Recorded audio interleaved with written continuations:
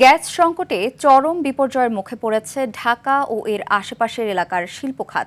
পর্যাপ্ত চাপ না থাকায় সাভার, আশুলিয়া ও গাজীপুরের কালিয়াকৈরের শিল্প কারখানায় ব্যাহত হচ্ছে স্বাভাবিক উৎপাদন। বাধ্য হয়ে বিকল্প জ্বালানি হিসেবে ডিজেল ও অন্যান্য ব্যয়বহুল উৎস ব্যবহার করায় উৎপাদন খরচ বেড়ে দাঁড়িয়েছে প্রায় দ্বিগুণে। এদিকে গ্যাস সংকটের প্রায় 1 মাস অতিবাহিত হলেও কোনো সমাধানের আশ্বাস না মেলায় হতাশ সিএনজি পাম্প কর্তৃপক্ষ। বিপাকে পড়েছে সিএনজি চালিত চালকেরাও ও ছোট ছোট ক্ষুদ্র ব্যবসায়ীরাও। তীব্র গ্যাস সংকটে রয়েছে বাসা বাড়িতেও।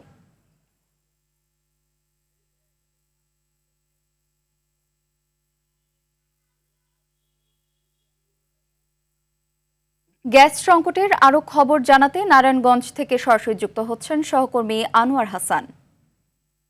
আনোয়ার, নারায়ণগঞ্জে গ্যাস সংকট কেমন দেখছেন এবং জনজীবনে এর প্রভাব কেমন পড়ছে জানাবেন আমাদের।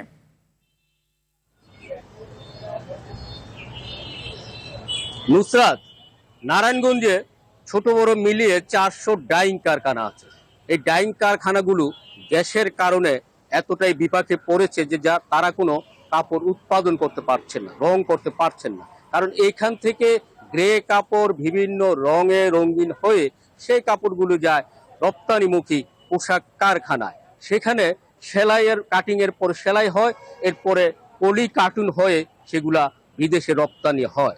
এই রপ্তানিমুখী পোশাক শিল্প কারখানায়ও আগে যে একটা ফ্লোরে যদি 4টা লাইন চলতো, সেখানে এখন কোনো রকম 2টো লাইন চলে। কোনো কোনো কারখানা সাময়িকভাবে বন্ধ রাখা হয়েছে। গ্যাসের যে চাপ, সে চাপে ডাইং যেমন চলে না, তেমনি পর্যাপ্ত কাপড়ের জোগান না পেয়ে গার্মেন্টস কারখানাগুলো আগের মতো আর চলছে না। এতে করে শিল্পপতিরা কিন্তু একটা আশঙ্কা করছেন যে এইভাবে যদি চলতে থাকে তবে এই শিল্পে একটা ধস নামার আশঙ্কা থাকে। এবং স্থানীয়ভাবে যারা নিয়ে আবাসিক চুলোতে গ্যাস ব্যবহার করেন, তারা শুরু থেকে যে বিপাকে পড়েছেন। আগে একটু একটু গ্যাস পাওয়া গেল, এখন একেবারেই গ্যাস বন্ধ। গ্যাসের চুলো পাশে রেখে তারা বিকল্প উপায়ে রান্না বান্না করে খান অথবা কিনে খান। আর সিএনজি চালিত যে যানবাহনগুলি আছে, সেগুলিতে স্বল্প পরিমাণ সিএনজি স্টেশন থেকে, পাম্প থেকে সংগ্রহ করতে পারলেও সেটা তুলনামূলক খুব কম।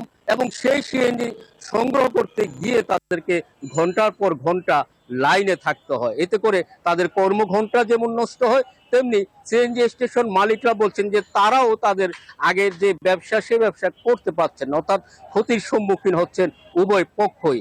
মানুষজন, সাধারণ মানুষ যারা রাস্তায় চলে, তারাও কিন্তু বিপাকে আছে। কারণ সিএনজি না থাকার কারণে অনেক যানবাহনই সড়কে বের হতে পারে না।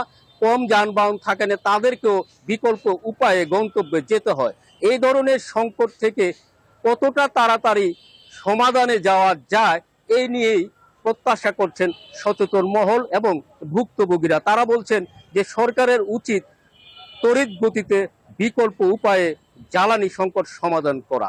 নুসরাত। ধন্যবাদ।